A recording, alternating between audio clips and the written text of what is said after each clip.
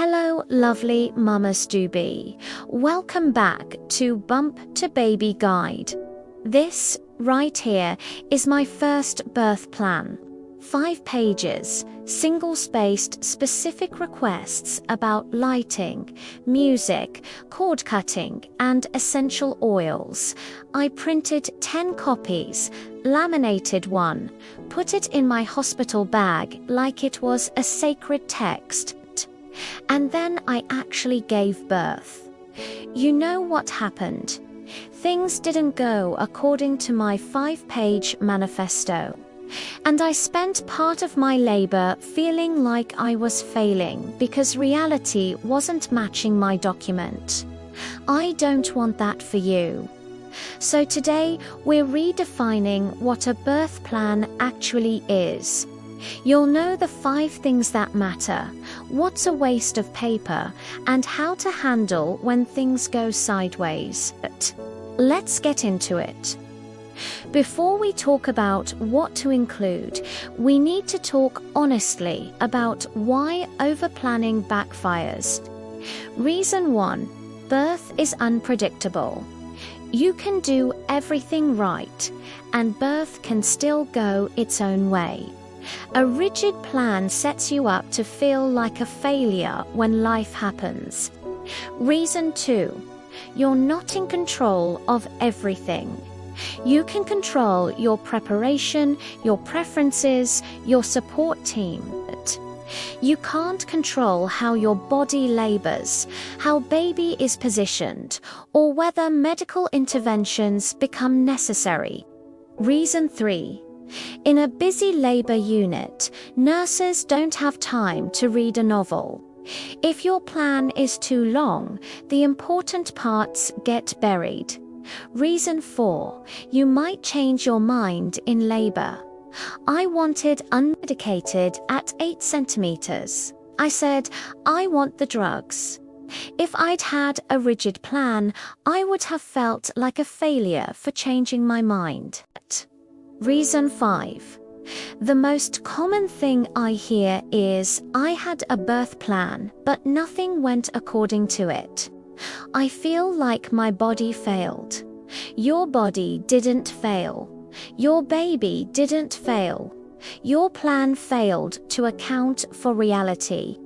This is the most important part of the whole video. A plan says, this is exactly how it will happen. Deviations are failures, preferences say. This is what I hope for, but I understand that birth is unpredictable, and I'll adapt as needed. I want you to become a preferences person. I prefer to labor without an epidural, but I'm open to it if I need it. I prefer delayed cord clamping, but I understand if there's an emergency. See the difference? You're still advocating for what you want. You're just leaving room for reality. Here's one sentence. Write this down. I hope for _, but my goal is healthy mom and healthy baby. However we get there, that sentence holds both your hopes and your flexibility. Now let's build your actual, useful, 1-page birth preferences. Section 1. Basic information. Your name and due date, your support people, any medical conditions, allergies, your provider. That's it. 1 paragraph. Section 2. Labor preferences, bullet points, easy to scan. I prefer to move freely during labor. I'd like to labor in the shower if available. I prefer minimal cervical checks unless medically necessary. I'd like to try non-medication pain relief first. Section 3. Pain management. Be honest. I plan to try unmedicated first, but am open to options, OR.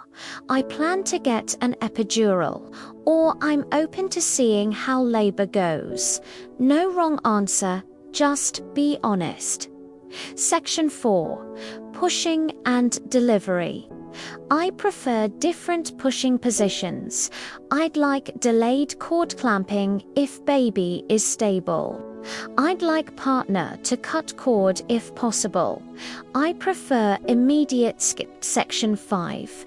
Newborn care. I'd like immediate skin to skin. I prefer delayed bathing. I plan to breastfeed and want support. Or I'm formula feeding and want support. 5 sections, 1 page, easy to read, easy for a tired nurse to scan. These things do not belong in your birth preferences. 1. Specific lighting and ambience requests. The room has fluorescent lights. The nurse needs to see. 2 essential oil diffusers. Many hospitals don't allow them. Other people have allergies. 3. Philosophical statements about birth. Your team doesn't need your birth philosophy. They need practical preferences. 4. Lists of things you refuse. Refuse sounds confrontational. Instead of I refuse episiotomy, try I prefer to avoid episiotomy unless medically necessary. 5. Ultimatums. I never want a C-section under any circumstances. This is dangerous. C-sections save lives. Much better. 1 page, clear, usable, quickly. What your partner needs to know. 1. They need to know why each preference matters, not just what it is. When they understand the why, they can advocate better. 2. They need to know how to ask questions. Phrases like, "Can you help us understand why this is necessary? What are our options? Can we wait a few minutes?" 3. They need explicit permission to speak up. Say this, "I need you to advocate for me when I can't speak for myself, even if you feel awkward. I'm giving you permission." The conversation nobody wants to have. What if things don't go according to your preferences? I'm not asking you to plan for every scenario. Just acknowledge they exist. If your birth doesn't go the way you hoped, you might feel grief. That grief is valid. But here's what I need you to know. How you give birth does not determine what kind of mother you are. A C-section mama is not less than a vaginal birth mama. An epidural mama is not less than an unmedicated mama. You grew a human. You brought them into the world. However that happened, you did something extraordinary.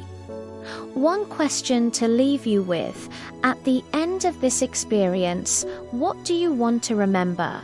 Not the checklist, not whether you got exactly what you wrote down, but for me, it was, I was supported, I was informed, I met my baby. That's the goal. Your birth preferences are just tools to help you get there. If this helped, like so other mamas find it, subscribe for daily real talk and comment below. What's one thing that's important to you in your birth preferences? See you tomorrow, Mama.